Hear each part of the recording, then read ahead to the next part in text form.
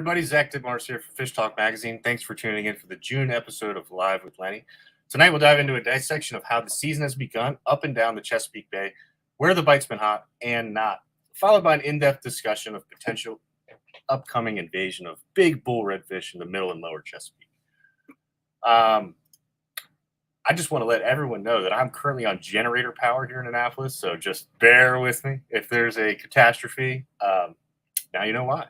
But I think we're good. Everything seems to be very stable. Technology is amazing. I'd like to welcome our angler-in-chief, Mr. Lenny Rudo. Hey there, Zach. What's happening? Thank you for your Herculean efforts in getting everything up and running. Let's hope the generator doesn't run out of gas. The power thingamajig, what'd you call it? Oh, a power conditioner. A power conditioner doesn't get a hiccup, and we can keep going. For those of you who aren't in the Annapolis area, you may not know there are currently something like, I think the website said 44,000 people out of power right now. So something big happened. I love a good MacGyver troubleshooting thing. So I'm actually amazed the internet works on a generator and everything. So it's pretty amazing. Hey, it's working. We're here. We're live. So onward and forward. You guys got a nice crowd tuning in. So thanks, everybody. And when we have a disaster, everybody will know why. It's going to be great. All right. So we got one quick announcement we want to make before we get started. And that is that the Thursday after next, June 15th, is our second 2023 installment of A Chesapeake Perspective with CCA Maryland. This one should be a really interesting episode. It is on angler access. And many of us don't think about angler access all the time, but more and more, it seems to me, we're losing access. And the example that comes right to mind is the Calvert Cliffs ponds. You used to be able to walk back on the trails there and fish the ponds. They're full of snakeheads. Our contributor, Eric Packard, used to do it on a weekly basis. And somebody complained that, oh my gosh, there are people fishing there. And the next thing you know, no fishing signs went up. Boom. And I believe they're still up, right? I don't think you can fish there. I believe so. And I think when inquiries were made, it was basically they didn't want people endangering the indigenous grasses targeting invasive species. That's got to be one of the silliest reasonings I have ever heard. I would have to agree with you. Yes, that is beyond ridiculous. But anyway, angler access is important. It really counts. And by the way, our limits and our seasons out on the bay, that's angler access too, right? The second half of July, for better or for worse, we no longer have access to rockfish. So that's also a matter of angler access. And we're still getting a little of the fine details nailed down, but we do know we have Stephanie Vettalero on. She's from the Recreational Boating and Fishing Foundation, and she's immersed in this battle nationwide on a daily basis. So it should be really interesting to get some different Chesapeake perspectives on this particular Chesapeake perspective. I'm really looking forward to it. Gotcha. And just head on over to that URL at the bottom of the screen there, fishtalkmag.com, Chesapeake Perspective. Sign up for our email list. If you sign up for Coastal Conservation Association, they're also partnering with us on this, and you'll get an alert when we go live, just like tonight. It's the same sort of format. Will says the first part of the series was excellent. I have to agree. Thank you for tuning in, Will. Thank you, Will. For tuning in tonight. MR Johnson said shore and kayak access. Those are all things. I got to tell you, I've been zipping here around Annapolis a lot lately, and I've seen a lot of people using these public bridges. I'm guessing they're perch and catfishing, and it's like these aren't even fishing spots because there is there's just not enough access, and they're fishing these spots that aren't really designated fishing areas, but they are open, and I hope they continue to be because, I know a lot of people they don't know where to go. They look around and they go, where do I go? I just saw on one of the Upper Bay fishing groups on Facebook, someone in Dundalk was looking for spots, and someone was kind enough to share FishTalk in the Where To section, and it's challenging. Yeah, it's an important issue. It really is. It really is. All right. Well, should we get to the current bite? I think a lot of people are probably aching to go fishing this weekend after all the wind we've had. We've had nonstop wind here for I don't know, at least a week, right? Absolutely. Yeah. Well, I'm going to step behind the curtain here, so holler if you need me. And if I become unresponsive, it's because my generator has failed and my internet is out, and you're going to have to just take the wheel and you can. We'll cross our fingers and see what happens. All right. Well, you can go ahead and throw up slide number 1. Or nothing will happen. We'll see. We'll see. Who knows?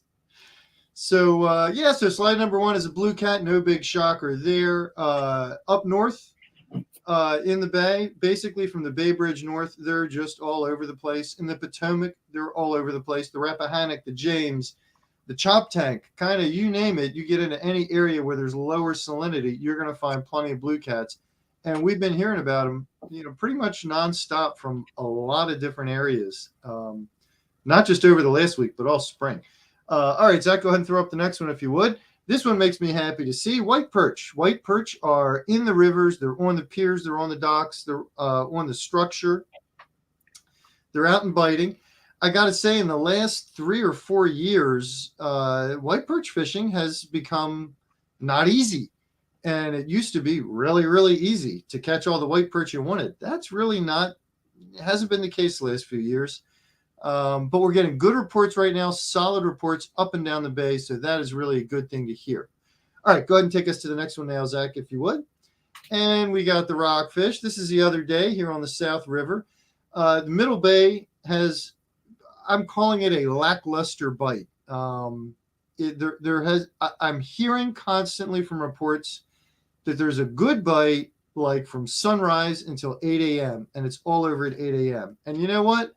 I'm old and lazy. I don't get in a whole lot of fishing before 8 a.m. anymore these days. And I have found that the later day bite has really been tough. Eastern Bay, Poplar Island, Thomas Point, it's either been a fish or two or nothing.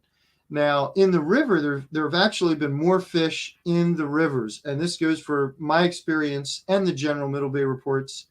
Pretty much all the rivers, the Chop Tank, the Packs, you're getting more fish inside than you are outside, which is really interesting, especially for this time of year. But that seems to be what's going on, and it's sort of across the board. Now, the Bay Bridge has been holding a pretty steady bite, but all the reports from up there have been live line. There are plenty of spot around already. People are catching their spot. They're going to the bridge, particularly on the east side pilings in relatively shallow water, under 20 foot of water. The live liners they're catching some fish. Not a ton, not real big ones, mostly lower 20s. But there are fish there to be caught. Now, at the same time, we have been getting reports from jiggers who have not been doing much.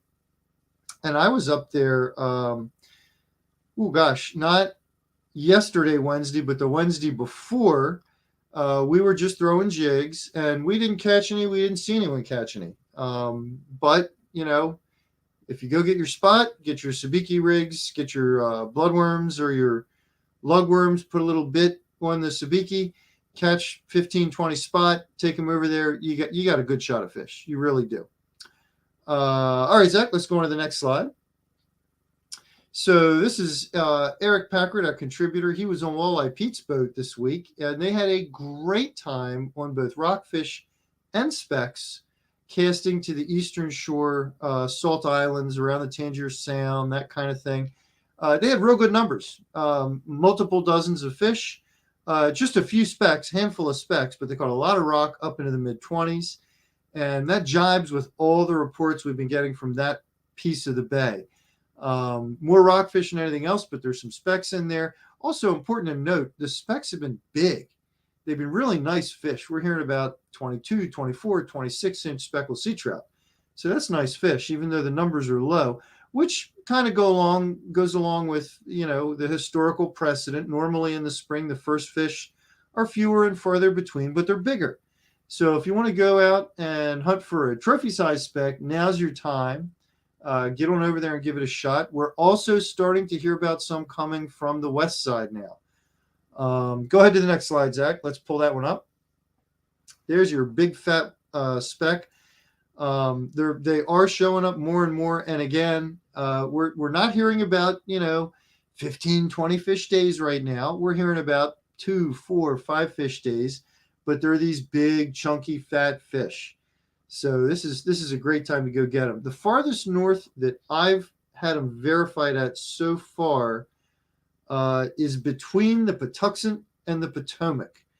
And that was 3 or 4 days ago. And honestly, what that tells me is they could basically be anywhere. I mean, at that point, look, if these fish want to, they can go from the Tangier Sound to the Chop Tank overnight, literally. So you really could find them just about anywhere at this point. All right, go ahead and take us to the next slide here, Zach. No problem. Before we switch gears, we got a question about live lining, which you were just talking a few minutes. Go ahead and pop it up there, man. So Doug says he's new to the bay fishing. Are live liners drifting or anchored? Oh, okay, Doug. Well, first off, welcome to bay fishing. Second off, it goes both ways, but usually the game is done at anchor, and especially around the Bay Bridge, where it's really hard. You have to really work to position the boat properly if you're not anchored up off of those pilings. So generally speaking, it's going to be an anchor thing. Doug, I would suggest, and we're going to put Zach to the test here. We're going to see how quickly he can grab a link. I would suggest going to FishTalk Mag and looking at our How to Live Line with Spot articles. It's a short series, but it is a series. It's 2 different articles. The first one focuses on basically how to get the spot, right? Where you're going to get them, what kind of rigs to use. And then the second one focuses purely on how to live line them, how to catch the rockfish with them. So the links are long, Lenny. So I did find the link, but I'm not going to take the challenge. Instead, I'm going to recommend going to fishtalkmag.com and typing live space line into the search box. That'll get you right there. That'll totally do it. You're absolutely right. The search box on our website is a vastly underutilized feature. On a regular basis, I get a question from someone about, how to do this or how to do that. And I'm like, oh, just plug it into the search box of FishTalk Mag. You go in there and you plug in speckled trout. You'll get all kinds of articles on how to target speckled trout. You go in there and you plug in Eastern Bay. You'll get an article on how to fish Eastern Bay. So there is all kinds of good stuff on there. And there's the search box. Works out really well. So, Doug, go get your spot. Give it a shot. It is a very effective way of catching the rockfish. And it's a lot of fun. All right, let's hit that. Oh, whoa, we got another question from Eric. Minn Kota works great at the bridge instead of an... Eric, thank you for correcting me. You're right. I forgot to mention that. If you've got the Minn Kota on the bow, you don't need to mess with an anchor. And it is highly advantageous. You just drop that motor down, you press the button for spot lock, and boom. Basically, you're an anchor. And it is a heck of a lot easier. My new boat's got it. And I think I pulled out the anchor one time since I got the boat, and I did it grudgingly. And it was because I forgot to charge the batteries. I forgot to plug the boat in. And so I killed the battery. So, you put the Minn Kota on the bow. That negates the anchor. Thank you, Eric. And Kevin Tongue says Minn Kota's game changer. It is. And it is. Doug said thank you. All right. Ready for the next slide? Let's bring it on up. So here we got a little puppy. Guess what, people? Some puppies are already showing up all the way up to Point Lookout. Not a whole lot. Again, we're talking onesies, twosies, but they're being caught. They are around. They're out there. We had a report last week from the Pianca Tank. So, the species list is rapidly expanding. But we're not going to focus on the puppies tonight. We're going to focus on the bulls. So, Zach, go ahead and give me that first bull slide. Some of these slides are just amazing. And I'm going to tell you people right now, I pulled a lot of these from reader photos, some from Eric, some from different sources, but a lot of them are reader photos. And I'm gonna offer a disclaimer right off the bat. I am not like God's gift to bull red hunting or anything. Okay, it is something that I actually shy away from on a regular basis. And here's why. And you need to get this into your head. Get this into your head before you go and chase the bull reds. Okay, this is a total hero or zero experience. You're going to catch some of the biggest fish you've ever caught, have some of the craziest action you've ever had, or you're going to go without a bite all day. And you really got to focus on these fish to catch them. And the result of that is you do have a lot of days where you just don't catch fish. Now, personally, at this stage in my life, what I really like is constant action. I'm not like so incredibly eaten up with catching the biggest fish in the world. So like last year, there was a great Middle Bay bull run. I only even looked for him one time, and I didn't spend a heck of a lot of time doing that. You really need to understand that going into it. Okay. That you may have a day of spinning your wheels. That's probably more likely than not, especially at first. Instead, you got to tell yourself, I'm going to catch a bull red in the Chesapeake this summer, or I'm going to catch one this month, and spend some time on it. And you know what? When you have one of those days where you just never even find them, you literally might never take your rod out of the holder and take a cast. When that happens, smile to yourself and say, hey, that's part of the game, and I'm just working my way through it. All right, go ahead and throw that slide up, Zach. We'll do it. Got one question about rockfish. Do we want to? Yeah, pop it up. Let's do it. Because if we wait, it'll be half an hour until we get to it. So Chris asked, Charlie Walker, sorry, no rockfish on the humps at pools as of last weekend, but he remembers them there last year. It's been kind of cool though.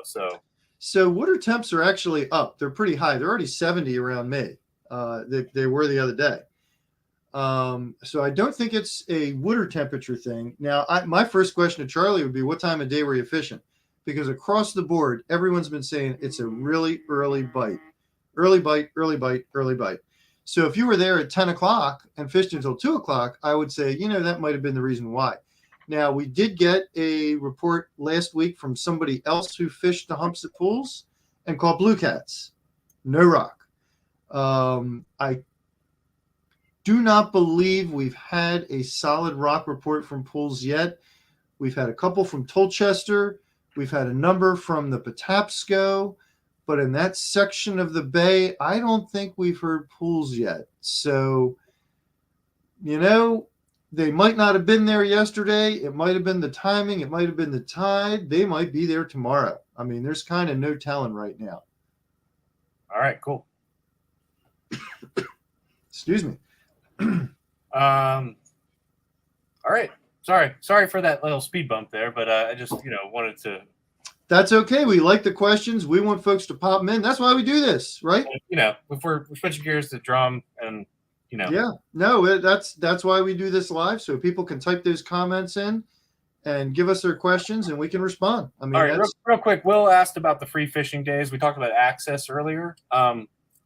Do you know if you need to register online for those free fishing days coming up? Oh my, that is a really good question. So I believe in saltwater, brackish water, the bay, the answer is going to be yes, because you need to be a part of the NMFS Saltwater Angler Registry. Freshwater, I am honestly not sure about. NMFS doesn't get involved with freshwater, so I don't think so, but I'm not 100% on that, Will, and I don't want to give you bad advice, so I'm going to say, sorry, man, but you better check up on that with the DNR. They're usually really responsive if you shoot them an email. So yeah, shoot them an email, ask them the question. I'm sorry, but I'd hate to tell you no, you don't need to, and then I think you're right. I think you do need at least. You're technically, if you're over the age of 16, between 16 and 65, you are supposed to have like an ID at least if you don't have a license. But just for saltwater or brackish water. Yeah, because it's for the fisheries that are managed on an interstate basis. So when I fish in Virginia, I get the FIP, the FIP for Virginia, even though it's a reciprocal license for Maryland. Right. So now, I will say, the DNR actually just recently, in the last few months, they redid the saltwater registry on their website. It's now just one click. There's a button to do the saltwater registry, and it's free. I mean, you just type in your name and I think give them maybe your email, maybe a phone number, and that's it. Cool. All right. Let's pop a few comments up. Robert said, I think he was referring to the drum. Yep, that happens. Don't steal my thunder, Robert. Don't steal my thunder. We're going to talk about that. Lots of comments. Charlie says, thanks. Perhaps tomorrow will be the day up at pools for the stripers. All right. Fred said in reference to pools that a lot of dolphins up here, right? So That's interesting. I hadn't heard that yet, but I tell you what, the dolphins never left. They were being spotted in the chop tank and off the chop tank in like February. my buddy up north said he's seen them up there, which is unusual. So yeah. oh, I actually got power back on. Oh, how about I'm that? still running off of Jenny. So anyway, all right, you ready to move forward? Yeah, pop up that big fish. So this was from June last year, and when I was setting up tonight, I wasn't sure if I should do reds yet. Should I save them? Because in my neck of the woods, it's more of a July-August thing in open water. But then I thought about it, and I was like, no, you know what? The Virginia guys are already into them. They've already been in the Sound for a couple of weeks now, the Tangier. They're over there. They've already been in the Lower Bay for quite a while. Let's do them. So this was a June picture.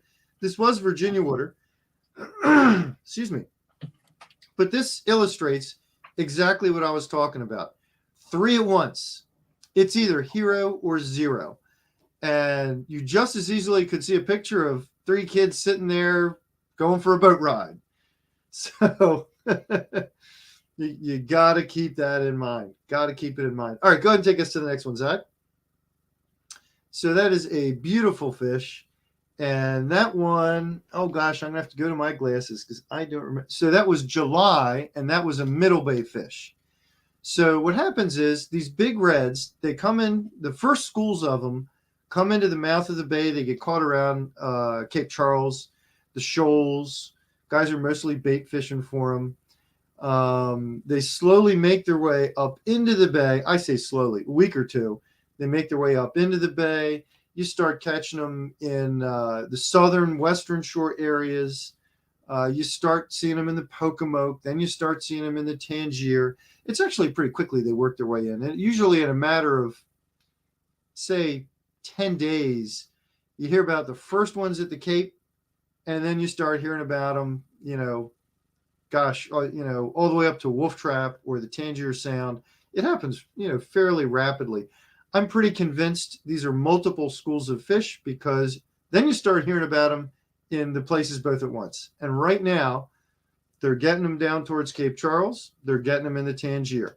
Now, in the Tangier, once they get in there, they scatter a bit more. It's usually not the mass schools. It's pods of fish, maybe, semi-large schools of fish. And then when they hit the Middle Bay, which commonly starts in July, sometimes they form truly massive schools. Last year, they formed huge schools. And there were some, measured by the acre, just really, truly massive, huge schools. Now, they were only visible for maybe 45 minutes out of the day, right? That's when they're going crazy eating. They're on bait. They're up top. You might see birds. You might see whitewater. You can get over there and cast on them really fast. The other way you can ID them is with side scan. Now, that's a little bit more of a stretch because, you got to get within a couple hundred feet of the school. So you might meander your way from, say, the mouth of the chop tank all the way down to, say, Smith Island. And you might see them and you might not. Now, if you don't have side scan, it's a lot tougher because you're probably not going to see them except for that brief period of time when the tide's just right or early day or late day when they come up and they attack bunker. That's going to be your main way of finding them in that scenario. It's a lot tougher. The other thing that's going to happen is you'll see birds, you'll run over, and it'll be mackerel and bluefish, right? Now, some people say when they see the macs and the blues, they move on. I would not suggest that, and here's why. Historically, we've always had some big drum coming up the bay, right? Not these. I think the numbers are way, way, way up. A lot more do today than did 10 years ago. But historically, the best way to catch them was to find yourself a school of mac and blues and then jig under it. So if you're going around looking for the bull reds and you're not finding them, but you see a school of mac and blues, what you do is you ditch all your other stuff and go to jigging spoons or something heavy, a jig with a 2-ounce head, something you can get down deep, past the blues, past the mackerel, and start jigging it. Now, in this scenario, your standard issue down-looking fish finder is very helpful. And Jay's saying blue drum will eat small bluefish. Man, you bet they will. I'll bet they got big mouths, and I'm pretty darn sure if they can get their mouth around it, they're going to pound on it. And historically, that was kind of the go-to tactic, really, was find your max and blues and start drop that jigging spoon down there underneath of them, especially if you saw big marks on your fish finder. Then you really would work the area, right? Stick with it. And that's still going to be a great way to do it. And it may be true that, those big reds aren't under every school of blues and mac. And if you don't see anything incredibly impressive on the meter and you don't get any bites after, 15, 20 minutes, yeah, move on. But I personally, if I see blues and macs churning water, I'm going to go over there and I'm going to look. All right, go ahead and take us to the next slide, if you would, Zach. So this guy, believe it or not, this is an Eastern Bay fish. Not only are more of them coming up than historically did, they've been coming up farther north than they historically did. They were in Eastern Bay for at least a 2-week time period last year. Not the big, giant, massive school, but decent schools. And those fish definitely were being caught under breaking fish. Now, there were blues, there were mackerel, there were also rockfish breaking water there. But these fish were coming from underneath of them. So, you know what? If you're all the way up near the bridge, don't count yourself out. South Poplar, the last 2 years, has produced red drum. So they're coming more and more often. They're coming within shooting distance of the northern folks, and they're providing more and more opportunity. As this is going on, I find terrifically interesting. As this is going on, we have heard some reports from North Carolina guys complaining that they're seeing fewer and fewer of these big bull drum. Are these the same fish? I don't know. I don't know of any tagging studies that have shown a yes or a no. I don't know that anybody knows. But it's an interesting coincidence that they're starting to see fewer and fewer during the summertime as the water's getting hotter and hotter. And we seem to have more and more coming up here in the bay and more pushing farther north. And for anybody who puts it on salinity, don't forget, these fish like, a higher to a moderate salinity, but redfish can survive, basically in freshwater. You get out of Louisiana, you'll catch them side by side with bass. And my son David was down there all last year, and he was catching redfish, largemouth bass. It's not that crazy. It happens. Usually that is smaller reds. We should point out that's your puppies, not your big bulls. But they don't have a problem with moderate salinity. So and this year so far we've got higher salinity than last year. Last year was kind of average. So it'll be really, really interesting to see what happens in the next month with these fish. All right, Zach, let's move on to the next slide, please. Let's look at some tackle here. Sure thing. Real quick, let's address the question. Right? Chris asks, when you expect to see the schools of blues and macs? Well, man, I don't know that I expect to see them at any particular point because, it's always a roll of the dice. It's always a question mark. Every season is different. Now, that said, they have already showed up in Virginia Beach. This week's reports has the mackerel in Virginia Beach. We have bluefish that have now shown up in the Tangier Sound, some bigger fish, some tide runners that we haven't seen in a few years. And we have pound netters at Point Lookout who've gotten them in their pound nets. So they're coming. The blues are coming a little quicker than the macs are.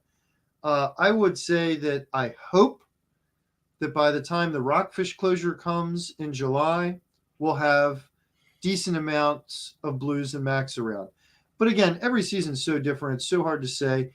3 years ago, we had mackerel all the way up to the bridge and sometimes beyond in mid to late July, and they stuck around through August. Last year, there weren't a whole heck of a lot of them that got north of really Eastern Bay. They just kind of, that was about where they stopped. And there were more of them from Poplar, you know, the south side of Poplar and south.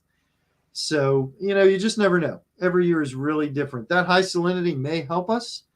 The fish may come up quicker, but I don't know. It's a crapshoot. And I think he's in the house with you. But David said the day he caught his red was in mixed with a school bass. Hey, Dave, that's pretty hilarious. I didn't know he was on. Yeah, they don't mind the fresh water. They really don't. They'll come up into it. We've caught, you know, historically, you will catch some reds, you know, north of the bridge. I mean, it happens. Not usually the big bulls, usually puppies, but it happens. And I don't know what, you know, I don't know if it's water quality or what it is that prevents them from going all the way to the areas where they would mix with largemouth like they would in the Gulf. Could be different strains of redfish too, because we are working on, you know, different populations, and they might just favor things a little different. Hard to say. All righty, you want to go ahead and throw up that next one? Boom! Look at that guy. That's a pretty picture, isn't it? Man, I love that shot. When the fish come up and start churning water or right on the surface, you can catch them on top water. And I just don't know how you could find something more exciting than getting a topwater hit from a big giant fish. You know, I mean, that will get your adrenaline pumping. Now, that's not always going to be the case, right? So I grabbed, I just looked behind me at my rods and I was like, all right, if I'm going to target reds, what am I going to use? What I've got here is a 4500 series reel. You could go heavier. You really don't want to go lower. You got to remember, these bull reds, it's an all catch and release fishery. You don't want to play these fish until they're completely tired out, because then you're going to kill some. And none of us want to do that. So 4500 series, I've got 40-pound braid on here. And then, I'm trying not to hit the window here. This right here is 1.5 ounce head. Doesn't necessarily have to be that heavy. It's skirted. I've got a BKD on the back. This truly could be a number of things. This can be a jig head with a straight tail. It can be a bucktail. Bucktails are a really good pick with a tail. I would dress it with a tail or a one of the new fake pork rinds, something like that. Just something to give it a little wiggle as it sinks. But again, you don't need all this weight necessarily, particularly if they're up top. Something this heavy, though, if you come across that scenario where you've got your blues and your mackerel busting water and you look on the meter and you go, oh, I've got some really big marks 30 feet down, you know, this will get you there. This rod is I think it's a medium heavy. I'm going to need to get my glasses to check real quick because I can't see these tiny little numbers anymore. Fast action. Is it medium heavy? Is it medium heavy? Oh, for gosh sakes. Doesn't even say if it's medium heavy or not. Anyway, bottom line, it's rated for 30 to 50-pound braid and lures of up to 2 ounces. So it's a skinny rod, but it's a strong rod. It's got plenty of beef. And that's really what you want for these fish. This, by the way, this is exactly what I would throw for a cobia, too. If you've got a rig you like to throw for cobia that does a job on them, there's a very good chance it's going to be appropriate for these fish as well. Now, before we go any farther, we have a special feature. Zach, you know what we're going to do? What are we going to do? We're going to give something away. Awesome. Yes. So, Wayne Young, FishTalk contributor and author, has a new book out, Chesapeake Bayology. And I wrote the foreword for it. So I read it before it was actually printed. And I got to tell you, what I really, really like about it, I like all Wayne's work. He really digs into the details, usually on reef sites, wrecks, stuff like that. And this time, he got a little different. And he talks about kind of what's going on with the geographic changes in the bay, historically, the disappearing islands, how all that stuff affects where we fish and where fish congregate. So, Bayology. It's a really cool book. Now, how are we going to give this away? We're going to do a quick little quiz. Not really a quiz. It's going to be a test. I'm going to hold something up. And the first person to correctly identify it, Zach's going to be watching the comments. The first correct identification is going to be the winner. All right, so here it comes. Here it comes. Here it is. Oh, I'm going the wrong way. There it is. All right, now who can guess what this is? Here are your hints. It's not from a redfish. It is not. It's about 30 years old.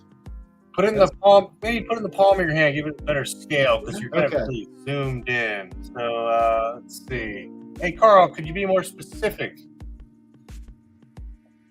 I want a species. We want the right species. Oh, we got him. We got him. Oh, Carl, black drum scale. correct, Carl. Good guess. Actually had a tie though. We 636. Ooh, I think it was Carl. Carl came up first on the app, so I think we're gonna have to go with Carl. That's all right. Pop up the other winner too. We'll do two winners. We'll either. Carl. What's that? They're both Carl. Oh, they're both Carl. Well, there you go. Two Carl. Okay. You have 2 books. I was going to offer up one of my books. Oh, okay. Because I don't want anyone to get shorted if it was a tie. So we got Carl Beatty and we got Carl Ward. So they're both at 636. One was on Facebook, one was on YouTube. Okay, well, Carl and Carl, PM us. Carl, you said one was on YouTube. So is there a way? There's no way to PM on YouTube. No, you're going to have to email. So you can email me, Lenny at FishTalkMag.com. Lenny, Lenny, at FishTalkMag.com. Guys, give me your address and we will send out books to you guys. Just to reiterate, that was Carl Beatty and Carl Ward. Yeah. And so on Facebook, you can PM us or you can email me. Anyway, you guys are winners. It is, in fact, a black drum scale. And just for the record, I will never keep one of these again. I've kept a couple of these for over 30. All right, enough of the applause, Zach. Dang, man. It's a momentous occasion. Good golly.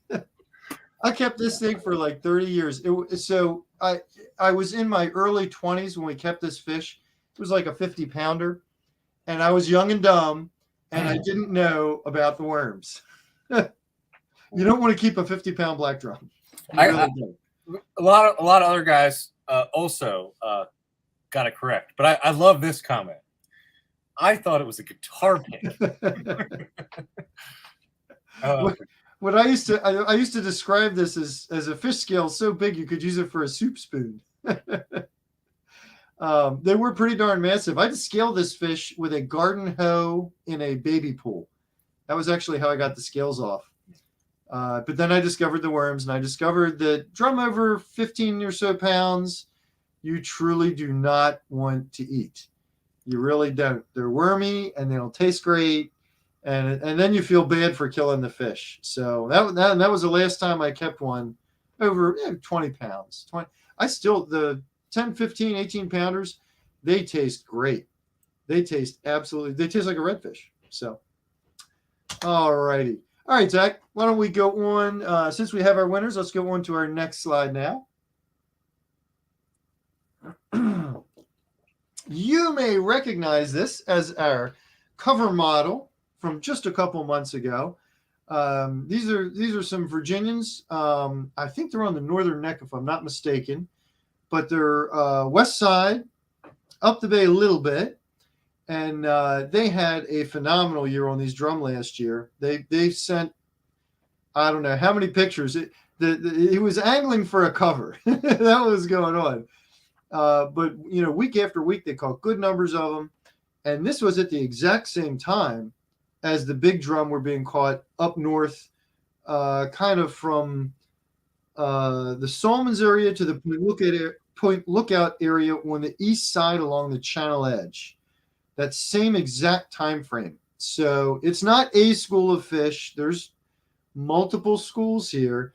And I wanted to get this one in there, particularly because you can see in the background on the rod, the bucktail. So the bucktail, plastics, good offering for these fish. All right, go ahead and take me to the next slide if you would, please, Zach.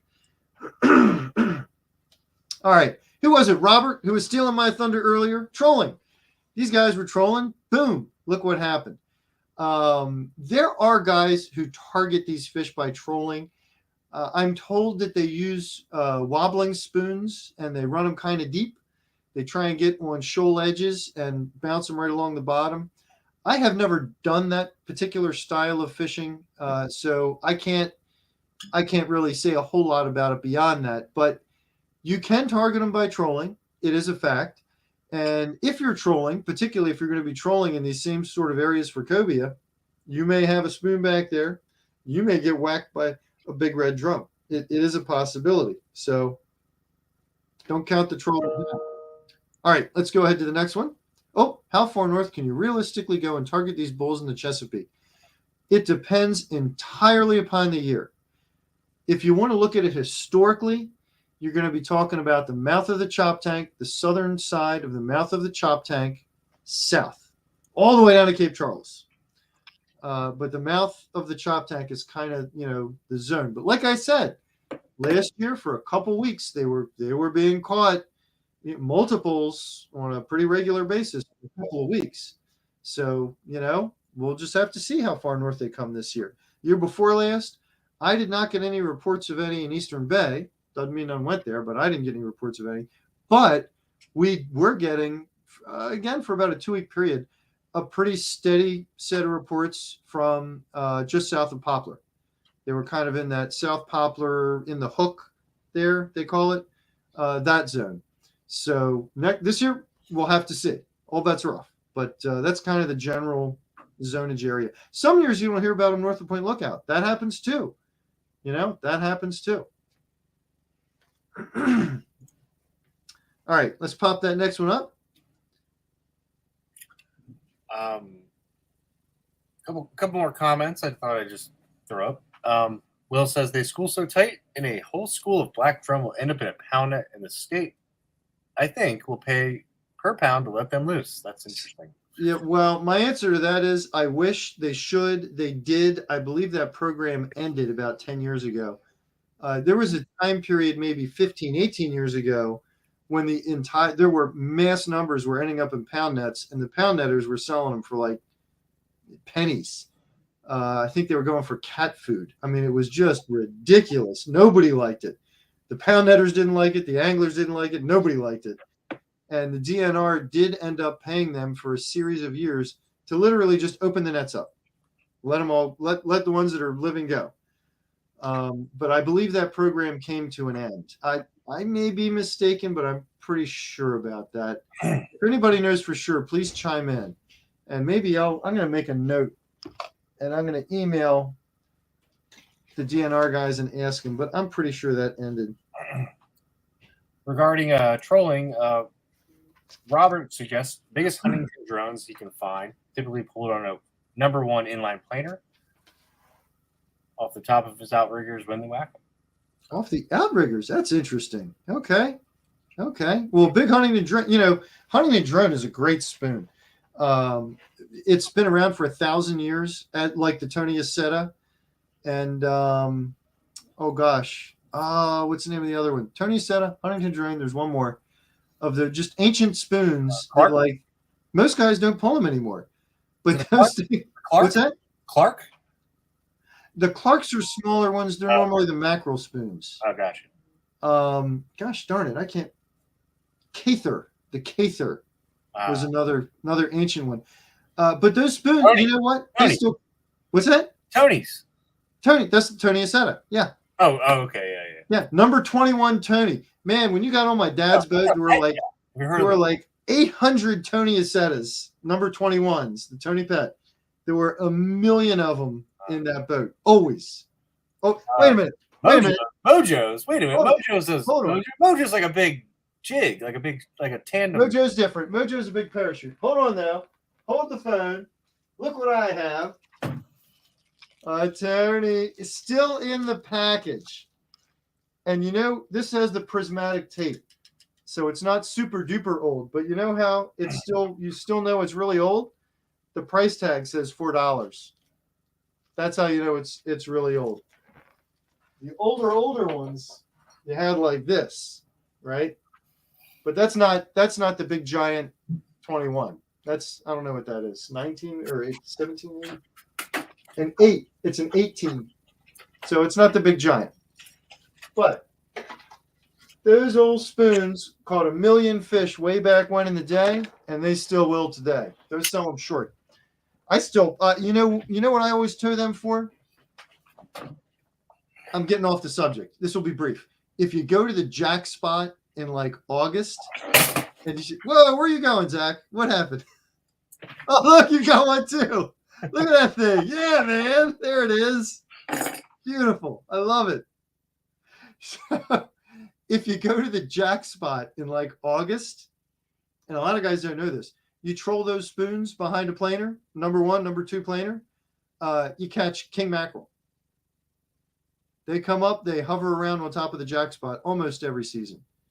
So that's pretty cool. How often do you get to catch king mackerel off Maryland, right? I mean, usually Virginia is kind of thought of as the northernmost spot, but they're up there. They're always up there. All right, I think we have a couple more slides, right? I got to go back to the glasses here. What do we got? We got 2 more. Give me the next one. Next one's a good one. There it is. Isn't that a beautiful picture? Look at those guys.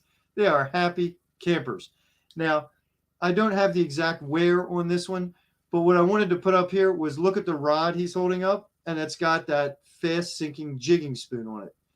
It's a great thing to go to when you're under those mackerel and blues. A, because you can get it down fast. B, because the mackerel and blues, if they strike it, they're not going to rip it to shreds. This guy right here, if a mackerel or a blue gets his teeth around these, it's done for, right? That's all she wrote. That's it's done. Spoons are a really good bet. I didn't pull out an example. I don't have an example sitting around.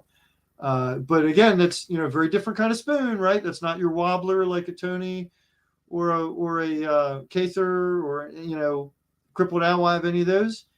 You want your heavy metal, your stuff that shoots down towards the bottom, not your wobblers. All right. I got one more slide, and then we're going to field questions. But let's get to that last slide first. All right. Why did I put this silly picture up here? I should have made this the quiz to win the book. I should have said why. I want everybody to look at that net. That is a knotted nylon mesh net. That net, when you're scooping these big fish, will harm them. That knotted nylon, when the fish's weight is up against it, is rubbing against it, will rub the slime off of the fish. The slime is a fish's immune system.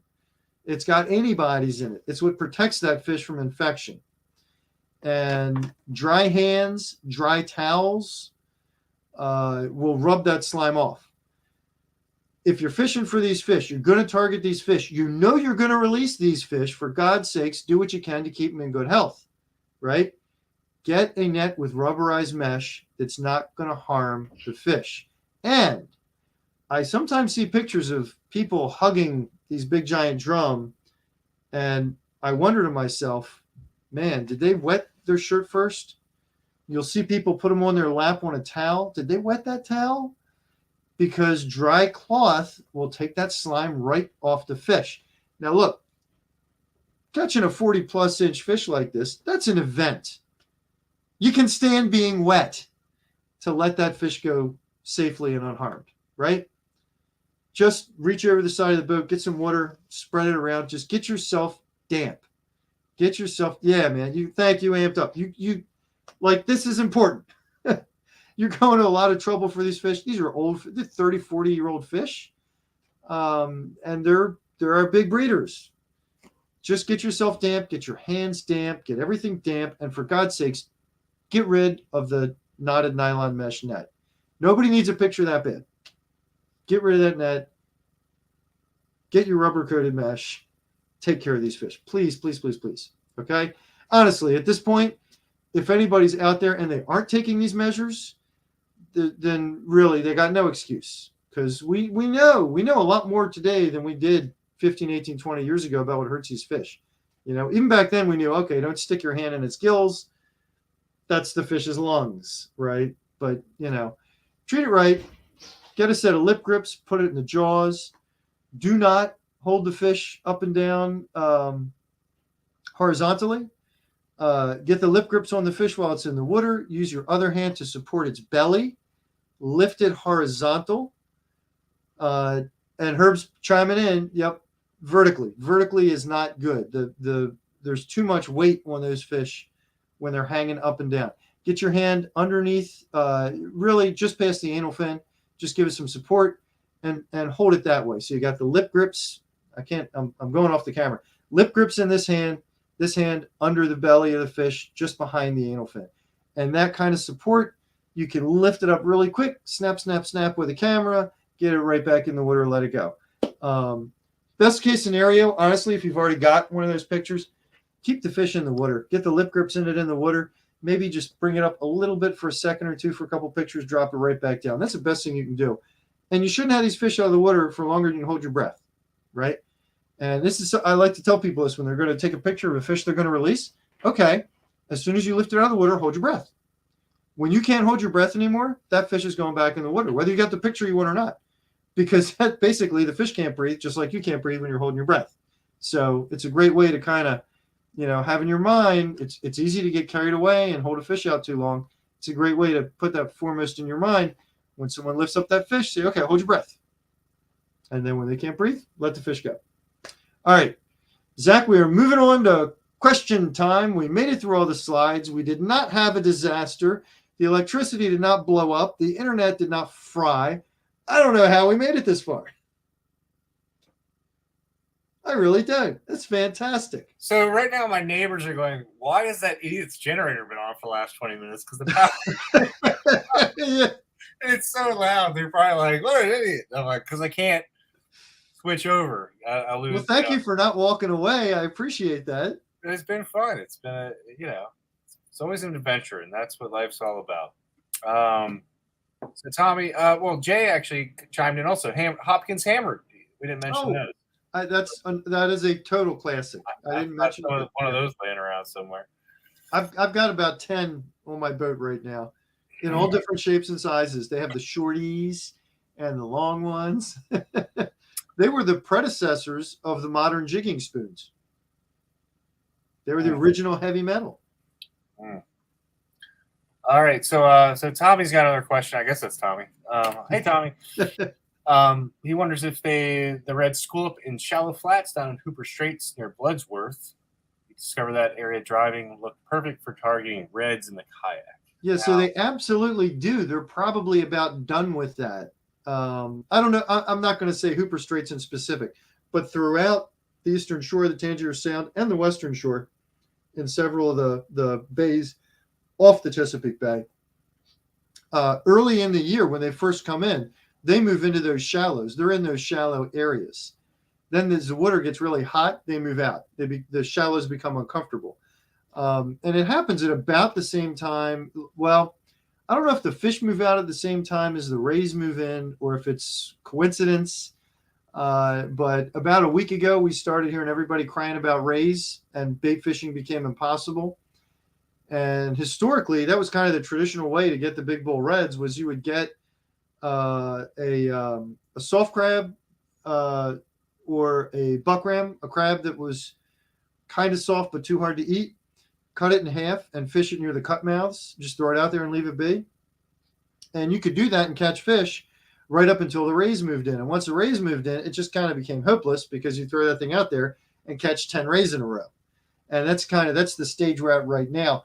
Once that time period hits, that's about when they sort of leave the flats and they come out into the deeper water. My assumption would be that they're pretty much moving out of those shallows by now because the rays are in, but I don't know that for a fact. There could still be some in the shallows. They may be doable, right? Actually, we did get reports from the Pocomoke in the shallows this week. We did.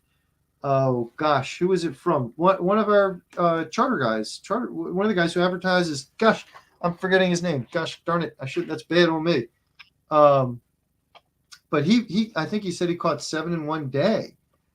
I'm going to try and find it real quick. Zach, if any other questions come up, go ahead and pop them up, and then I'll come back to it. but I've got the reports right up here because we're getting ready to put them in for tomorrow morning.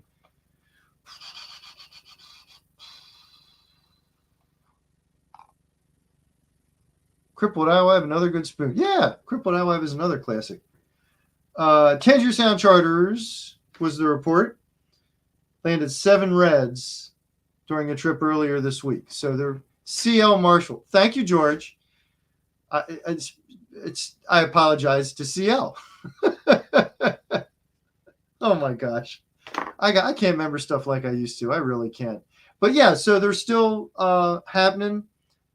Jay saying you heard him in Bloodsworth off Bloodsworth 2 weeks ago. That makes total sense.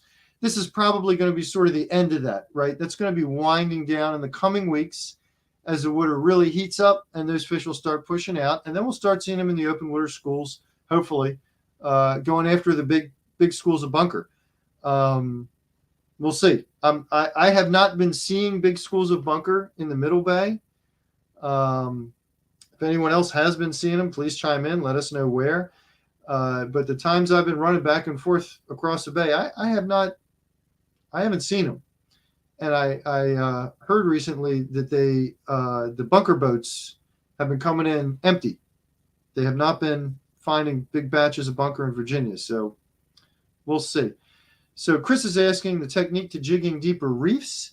If you're going to be jigging the reefs, I would actually use exactly the kind of spoon that we saw earlier in that drum shot that was hanging off the rod, which is basically it's a high-speed jigging spoon is what it is, but it can still be jigged vertically. Thank you, Zach. The critical thing here, you can see from the way it's hanging off the rod, the hook is up top. It's not on the bottom.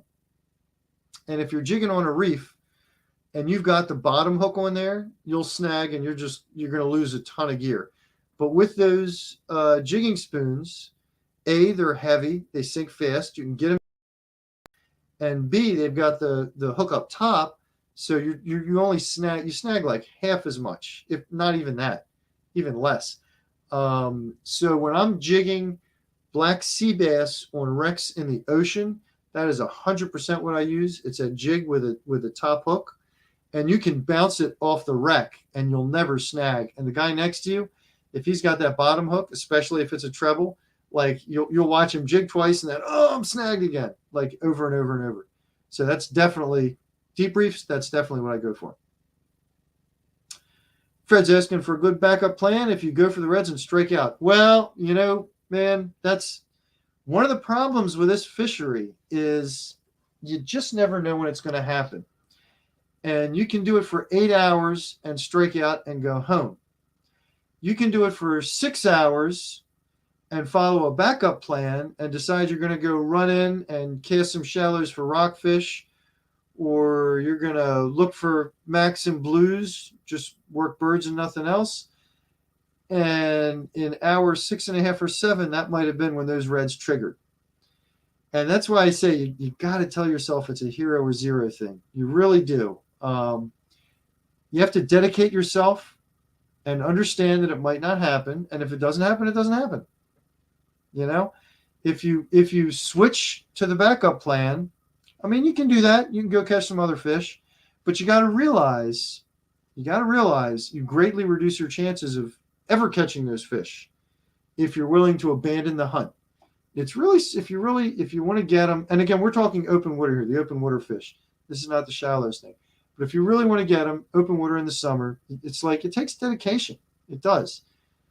Matt's saying, are they just following schools of bunker? Yeah, pretty much. That's basically exactly what's going on. They're shadowing schools of bait. They are shadowing schools of bait. And a lot of guys, when they're looking for them, if they come across really big schools of bunker in areas where they know the reds have been recently, they'll stick with them. They'll stay in that area, just drive around in circles, look on the side finder, wait. Hopefully those fish will come up, because that is exactly what's happening. They're going after the bunker. I call it trophy hunting. That's exactly what it is, Jay. Yeah, that's dead on. That is dead on. It's not for the faint of heart. Like I say, it's not something I go and do, all that much, because I like to catch fish. I like to just constantly catch fish. And then the other part of the problem with hunting the bulls is usually they're in town around the same time as you can go get slots. And the slots taste really good. I love eating slot reds, so it's hard to resist. John's asking, when's the best time to catch red drum on Assateague? You hear about reds popping up here and there on Assateague in the spring. Previous to now, you're talking late April, early May, but it doesn't happen a heck of a lot. Not like it does, say, down in Hatteras. You do get a better black drum bite on the beach in Assateague, a lot more regularity. But that's a great way to think about it. Is guys who go out there and let's say they catch 4 or 5 blacks in a day, they might catch 1 red. So that's a really good black drum day, right? 4 or 5 reds on the beach. I'm calling that really good. That might equate to a red drum. So it's, I think, much tougher to really target them specifically on Assateague. If you want to do that, honestly, jump in the car and drive down to North Carolina because they do usually get a really good run. That would be the thing to do. Well, we have one more question. All right. Well, that's good timing. I think we're right about at the wall here. Oh, yeah, it's 7:01. Yeah, and I'm probably running out of gas in my generator. So well, it's okay. You got electricity now. I know, but my internet's plugged into the generator. So you got to switch it all back. I have to. Yeah, there's no. Actually, I mean, it's actually plugged into a battery backup. So I mean, if I unplug the generator, technically, do you want to try it out? You want to try it out? Not till you put up that last question. Okay. All right. So, how is crabbing? Oh, so great question. Middle Bay, we've been getting good, solid reports from trout liners. Upper Bay, I have not gotten any reports. It doesn't mean they're not going to be catchable in rivers like the Magathie, but I haven't heard about that yet. Lower Bay, in the rivers, they're in. It's time. It's time to go. I would say go for it. And the word I've been getting is they're good fat crabs. So I actually, on Saturday, I intend on launching my skiff and baiting my trot line for the first time of the year. And that's not by choice. I would have done it a week ago if I had the time. I just have not had the time. But yeah, it's time, Will. It's time. I will weigh in and tell you, I have not had the time, but I also do wait on intel from you on your success on the South. And my neighbor across the street is waterfront and has some pots on his pier. I usually wait for him to say, oh, hey, I got a half dozen. I got a dozen. He said he's had nada. Oh, my goodness. Really? In his creek. And then my buddy went out went to Carr's Wharf and went out, laid his trot line on the road last week and got 6. But I do know the commercial guys on the main stem are doing well. 6 is tough. I've been hearing better than that for the last week. And that cold spike though. He was out on Saturday and it got a little chilly. We had a lot of cold. We had chill and wind. Yeah. We had a ton of wind. I imagine the last week it's been tough to run a trot line. But our mutual friend Vadim, he's got the pot off of his pier in Ramsey. He got a half a dozen in a couple of days last week. So in Ramsey, they're usually late getting into. Will, where were you? Where? I got one where? You don't have to be specific, but let us know what river, because I'm curious now. I want to know. I'm very curious. We got good reports this week from the Middle Bay Zone. I want some crabs. Me too. All right, we got a few more red drum. Let's bang through these questions here. Matt's back with another question. On calmer days, they look for slicks. Sometimes you can smell them and they regurgitate. So yes, they say it's. I should have said that. They say it's like watermelon. The smell. I can't say I've ever really noticed that, but I think that's Mike. Hey, Mike. I think that's Mike. How you been, man? Oh, that's terrifically interesting. So he's saying a few years ago, if you found the rare schools of small weak fish on the bottom, you found the reds. Is that still a thing? I don't know. That's actually a new one to me. That's very interesting. I would bet money they love eating those little weak fish because they don't have sharp spines and hard scales, right? Weak fish are pretty squishy fish. I'll bet they're like a delicacy for a big fat drum. But I do not know the answer to that question. That's a new one to me. Right on. So Will's back, Beverly Beach. Oh my goodness. Okay, that's right in the zone. One pot. Okay. Okay. You're right down the road, Will. That's interesting. This week we got good reports. We got some good reports. We're gonna see what happens on Saturday. Tommy said he'd love a segment on bluefish. Have we done a bluefish specific one? I don't think we have. Tommy, that is noted. We're going to do bluefish. You might see bluefish next month for July. I don't think we have anything scheduled. I think Will's. It's not Beverly Beach. Bay Ridge, I think he's trying to say. Oh, okay. Okay. Still, it's only. That's not one river far off. Up, you know? Yeah. Yeah, not far off.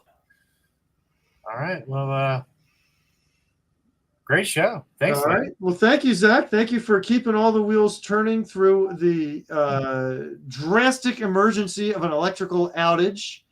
This, I believe, I don't think we've ever had to cancel based on technical difficulties. We've had a few glitches. I know he's not here, but I want to give a special shout out to my Uncle Ron for this generator because this is. I was like, I want to see if I can get the internet going on a generator. I mean, I'm shocked it works. It's awesome. It's amazing. Well, thank you, Uncle Ron. And I want to thank you because I think I learned a lot personally on all these, and certainly over the last few years, I've learned a lot from you. But hold your breath. I'm going to think about that on our next tagging endeavor. Yes. And I'm going to hold my breath when we go back into our Tag Chesapeake program. And that's great to keep in mind. So thank you for that. Hopefully that will happen soon. And thank you for turning all the cogs. Thank you, everybody, for joining in. We really appreciate it. We hope you had fun. Awesome. Well, June 15th, Chesapeake Perspective, our access feature. So be sure to check that one out, and we'll see you then. Cheers.